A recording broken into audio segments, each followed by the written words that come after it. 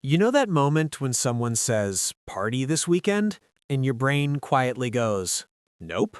Not because you're sad, not because you're scared of people, but because staying home actually sounds better. And then when you say, "I kinda like being alone," people don't hear, "I enjoy quiet." They hear, "I'm lonely, dramatic, and one bad week away from adopting 6 cats and naming them after my exes." Which is wild, because what if the truth is the opposite? What if some people don't stay home because they're broken, but because their brain finally feels calm there? What if liking your own company isn't a red flag, but a sign that you actually understand yourself? And here's the part most people don't know.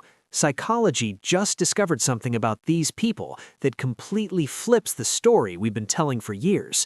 Stay with me, because by the end of this video, you might realize that the thing people tease you for is the exact thing protecting your peace. Let's clear something up right now. Lonely and alone are not twins. They're not even cousins. Loneliness is when you want connection and can't get it. Solitude is when you can connect, but you choose quiet instead. Psychologist John Cacioppo, who spent his career studying loneliness, said loneliness is a stress response. It raises cortisol, messes with your sleep, and makes your brain hyper-alert. But solitude? Healthy solitude actually lowers stress and improves emotional control. So when people say, humans are social animals, we're not meant to be alone, that's only half the story. We are meant for connection, yes, but we are also meant for reflection, and those two are not enemies, they're partners. So here's the real question. Do you enjoy being alone because you're running away from people, or because you finally feel like yourself when no one is watching? For a long time, psychology treated anyone who preferred solitude as at risk. But in 2016, psychologists Julie Boker and colleagues at the University of Buffalo separated something that had always been mixed together. They studied people who were not shy, not socially anxious, not rejected, but who simply preferred spending time alone. They called this trait unsociability. Not antisocial, not fearful, just peaceful independence. And guess what they found? These people did not show higher depression, they did not struggle socially, many of them had strong friendships and healthy self-esteem. They weren't avoiding people, they were choosing themselves sometimes. That's a huge difference. So if you cancel plans not because you're scared, but because you honestly want a quiet night, science says you might be doing just fine, maybe better than fine. Now let's talk about the brain part, because this is fascinating. Psychologist Hans Eisenach, one of the first to study introversion and extroversion, found that people differ in their natural level of brain arousal. Some people need noise, people, action to feel alive. Others reach that same mental full feeling much faster. Think of it like coffee. One person needs 3 cups to wake up, another person drinks half a cup and their hands are already shaking. Same with stimulation. If you enjoy solitude, your brain often hits its comfort level faster. Crowds don't excite you, they drain you. And when you finally get quiet, your prefrontal cortex, the part linked to thinking, planning, and creativity, becomes more active. That's why your best ideas show up in the shower, on night walks, when everyone else is asleep. Psychologist Mihaly Csikszentmihalyi, the guy who studied flow state, found that deep focus usually happens alone, not in groups. So no, you're not wasting time when you sit quietly. Your brain might be doing its best work. Now, I need to say something that might sting a little. Not everyone who stays alone is choosing solitude. Some people are hiding in it. Psychologist Abraham Maslow talked about this. He said healthy solitude comes from strength, not fear. You choose quiet because you feel secure, not because you feel unwanted. So ask yourself this, honestly. If someone you trust called you right now and said, "Hey, I need you," would you show up? Or does the idea of connection feel heavy, stressful, risky? Because if solitude feels safe, but people feel dangerous, that's not preference, that's protection. And that doesn't mean you're weak, it means something probably taught you that closeness costs too much, and that's worth understanding, not ignoring.